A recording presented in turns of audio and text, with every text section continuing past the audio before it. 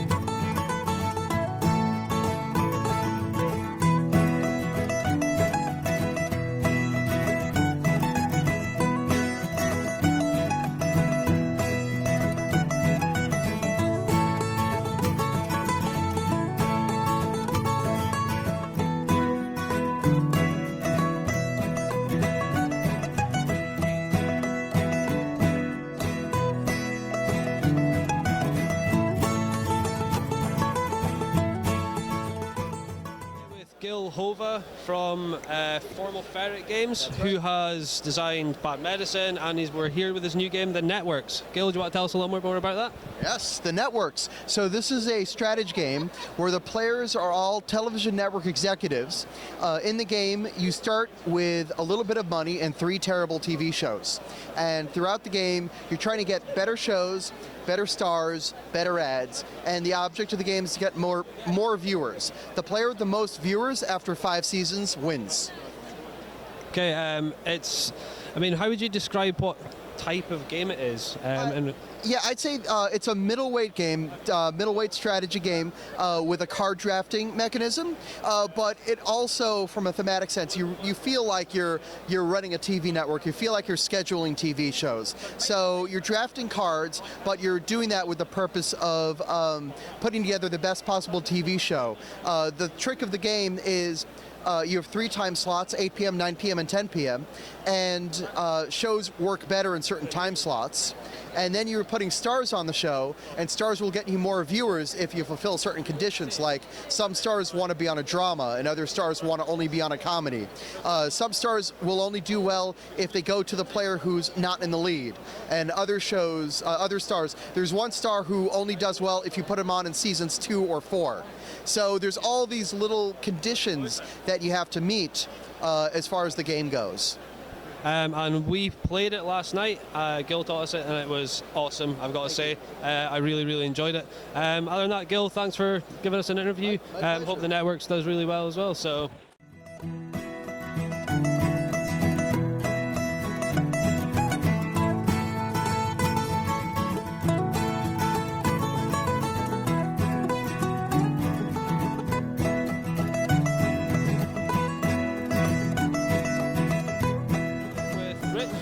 Rich from Steamforged Games, and he's going to be talking to us about Dark Souls. I am, yeah. Okay, Dark Souls, the brand new Kickstarter that's just finished succeeding. It's been the biggest British Kickstarter ever, the biggest board game ever on Kickstarter, the most backers ever on a board game on Kickstarter. It's every record pretty much. Every record basically broken on Kickstarter, pretty right? Much, yeah, it's fantastic. You know, we're over the moon as a company. From going our first game, Guild Ball, now second game being this, to do such numbers is fantastic. And Bandai Namco, we're so thankful for the opportunity to work with them and produce this game and bring it to realisation. So when would Kickstarter backers expect to start receiving their copies? So April 2017 is when stated, so it's about 11 months away from now, and then it should be in their hands, then they can play the game. So as far as Dark Souls go, I presume you're planning maybe some expansions for it, or? So we've unlocked in the Kickstarter, we unlocked quite a few things. So there's there's expansion there, which has the Deep Root Basin with Sif in it. We've got the free stretch goals, which is several summoner expansions, the Invaders, and the core game expansion. So we've got a range there. But as you probably gleaned, when we hit retail in 12 months' time, we're going to be having some more expansions. The world of Dark Souls is fantastic. There's so many bosses. is so big universe that it would be a shame for us not to do anymore. So you're going to see more products come 2017, absolutely. And the miniatures are sick, by the way. Like, they're unbelievably good. How many players does it play up to? It's 1 to 4 players, so you can play this on your own against the computer as well, like against the AI of the board game, which is really good. And yeah, it goes up to 4, so it's a really risk-reward kind of game. Like you are terrified as a 4-player traveling through this world, because you know if one of us goes, you're back to the bonfire, and it's a really, it is punishing, but it's got a tactical level of feel about it, and it's about learning the game, all the core feeling that Dark Souls brings. So it definitely brings that to the table. So just like the game. Just then, like the game. Yeah. Solid Solid to beat. Yeah, it really is. No problem. So that's Dark Souls. It was fully funded on Kickstarter. Millions. I think I know like 4 or 5 people that backed it, just in my group anyway. So the late pledges are open still now. So if you did miss the Kickstarter, you have the opportunity for the next month or so just to grab onto that. You get the stretch goals as well. So it's an £80 pledge. It's well worth getting on if you haven't already. Just grab onto that one.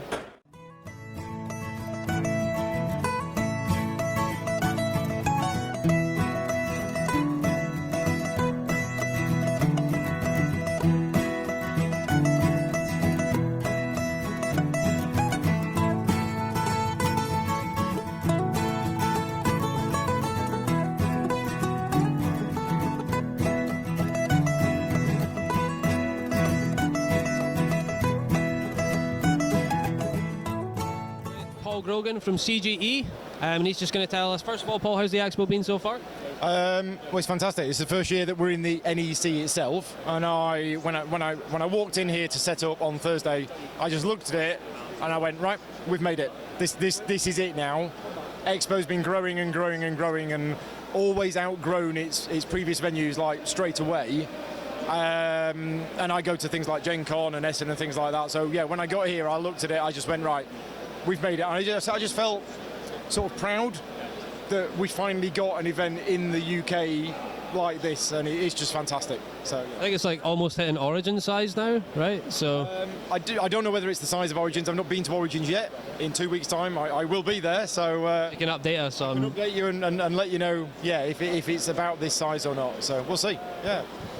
So CGE, what's been happening? What's the plans? What's happening? Obviously, we've got Codenames Pictures, and that seems to be a really big hit. Obviously, Codenames is a really big hit. I think Pictures is probably. I'm going to prefer it as well. Okay. So, what else you guys got planned? So yeah, this is about the time of the year where CGE need to start settling down and announcing what we're going to be releasing. So yeah, I do have the information. So yeah, we've got Codenames Pictures, which for those people who don't know is Codenames with pictures.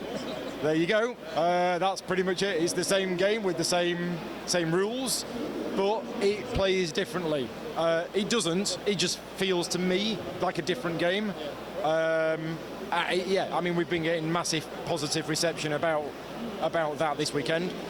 Because let's face it, everybody's enjoying playing Codenames, so it's just a slightly different way of playing it. So that's going to be released at Gen Con, and then it will be available to the public, 4 to 6 weeks after that, I think. So the big box game for this year, which we've got here this weekend, is Adrenaline. This is a first-person shooter-style game.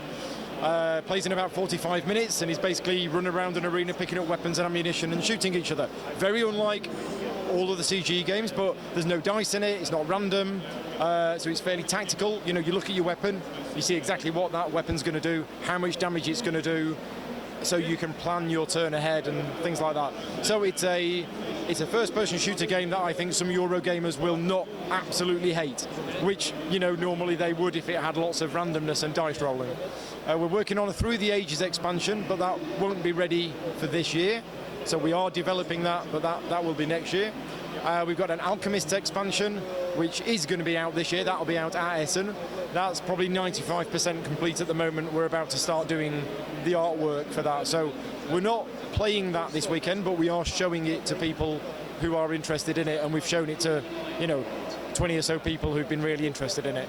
So that's the plans for this year. So the expansion for Through the Ages, is that going to work with like old and new, or just is it like just for the new version that's came out? Or it'll just work with the new version, because the new version has different size cards and different card backs and everything. So the expansion is just going to be for the new version, which is a new story of Civilization. Yeah. No problem. Well, I think that's about it then, Paul. Thanks very much for taking some time out with us.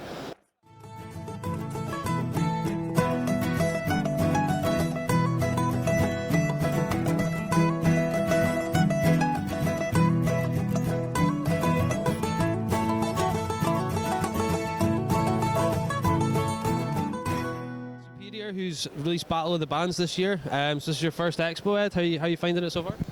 It's my first expo as an exhibitor and my first time to UK Games Expo. I've been to Essen before, which is pretty cool. But yeah, it's been great. I mean, I think, when you get Essen, it takes 2 days just to walk around it. Yeah. And that means it's sort of hard to commit to anything. Whereas here, you can get around in a few hours and you can really think, these are the 5 games I want to play and go and do it. And it's there's a nice village feel here. Yeah. So I'm really enjoying it and it's been great. I've had a really good time. Brilliant. So he's released this year Battle of the Bands. Do you want to tell us a bit more about that? So Battle of the Bands, it's my first game.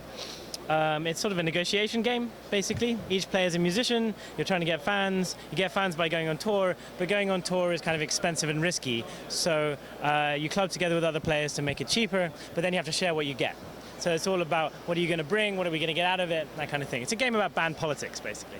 All right, so with it being band politics, do you get to kick band members out that are completely useless and dragging you down or drinking too much or anything like that? Also, there are divas who are like, oh, I'm only going to bring my beautiful voice, if I get this out of it, if I get to be frontman. And it's all about managing this, yeah.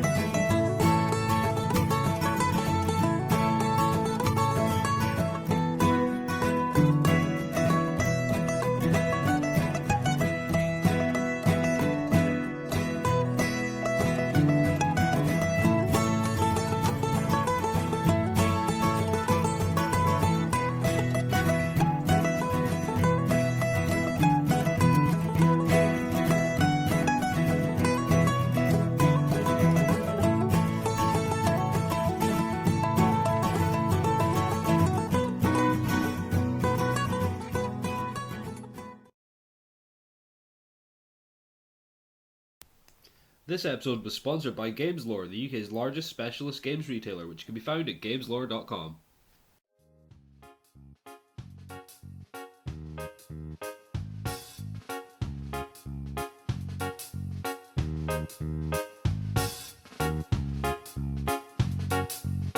Thank you.